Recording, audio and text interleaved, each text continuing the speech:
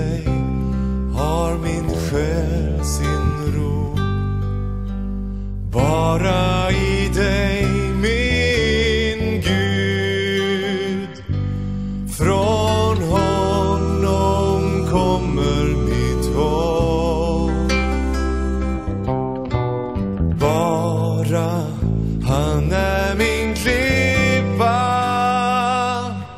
min frälsning och min borg.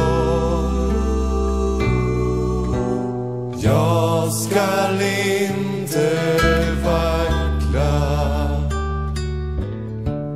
bara i dig har min själ